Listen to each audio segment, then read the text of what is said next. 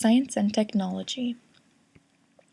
Following World War II, 16 million American soldiers returned home and were eager to start families. From 1954 onward, more than 4 million boomers were being born each year, peaking at 4.3 million in 1957.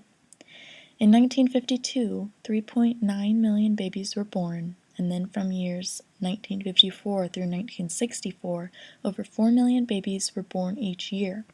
At the end of the baby boom, there were 76.4 million babies that had been born.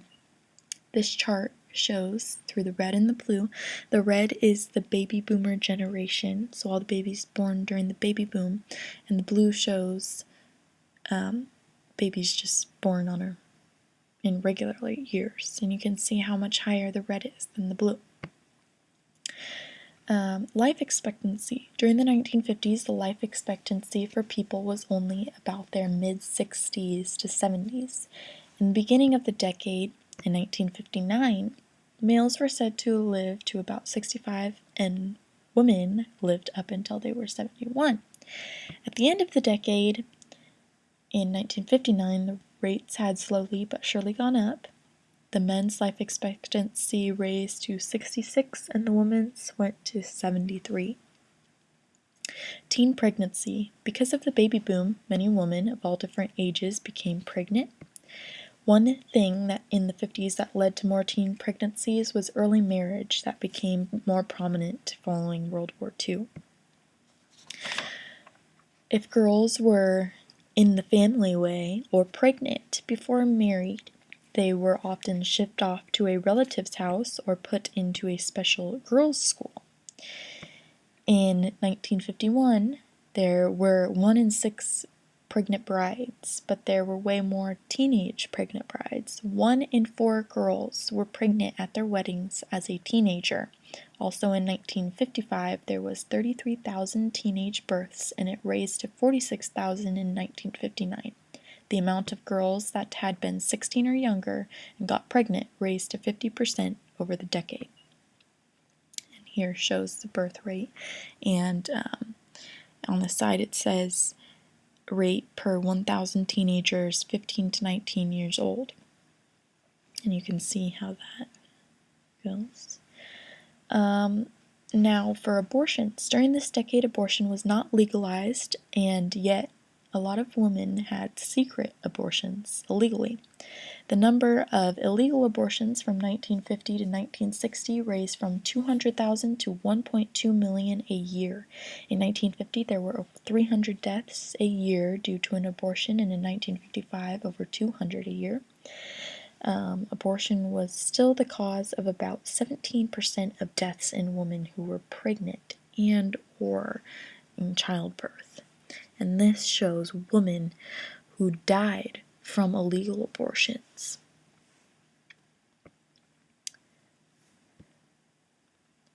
Next, we have birth control. That was a new medical discovery. Woman who helped begin the research of birth control was Margaret Sanger. She was a woman's activist and rose thousands of dollars to help further the study. In 1952, Pincus tested progesterone in rats and found out that it worked, and then he met with Rock, a woman's doctor, and tested it on ladies. In 1957, it was approved by the FDA, and the pill was ready to sell. In 1950, researchers found out that smoking was linked to lung cancer. This was a major discovery because so many people smoked, but they also highly feared cancer because it was one of the leading causes of death. In 1951, it was estimated that all men smokers began already at the age of 15 or 16. Since these boys had started so young, they were more likely to get cancer than women because they were around smoke for much longer. And now in 1956, Earl Buchan made the first wearable external pacemaker. It came in a small plastic box, and you can control the pace of your heart. In 1958, Arne Larsen was the first person to have a fully implanted pacemaker. He had already had several heart attacks before the pacemaker, so he decided to get one. One new major advancement or technology was the invention of the hearing aid. Deaf people before the 50s were seen as people with mental illnesses and not treated equally. Finally, in 1955, the Dahlberg Company made hearing aids that were inserted into your ear. They made hearing much easier and better for the deaf. It was also less noticeable and made the deaf feel better about themselves and stopped other people from treating them as mentally ill. And next we have the synthesis of penicillin, which sparked the golden era of antibiotics. In 1957, John C. Sheehan began using the term antibiotic and also synthesized penicillin. By doing this, the medicine was more effective than ever. Oh, and now we have the kidney. And that was the first organ to ever get transplanted, and it occurred in the 1950s. Richard and Ronald Herrick, identical twins, were endangered. Richard was on his death table because of a kidney failure. Ronald donated one of his kidneys to Richard, and Richard lived because of the successful surgery. Doctors also then came up with the Imurin and many other drugs to stop the body from rejecting the new part just added to him. And now, as you see on the screen, this is Linus Carl Pauling.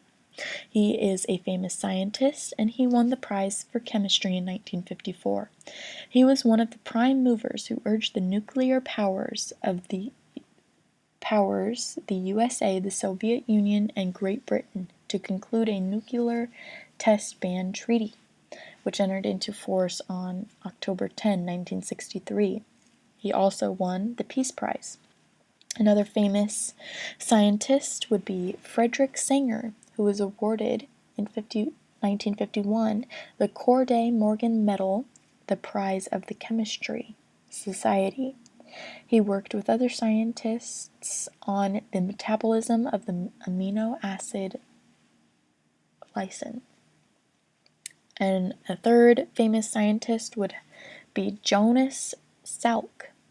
And in 1951, he would sit on the idea that there were 3 different polioviruses and that he was going to get rid of them. And he did just that. In 1952, research began, and over the next 2 years, it really expanded. In 1952, there was over 57,000 cases of polio in the United States, and a decade later, there was less than 1,000 cases. In 1955, Salk created one of America's greatest medical achievements, the Salk vaccine for polio. The vaccine required a series of shots but ended the epidemic of polio. Oh, I'm a little behind here. Here is Frederick Sanger, and here is Salk.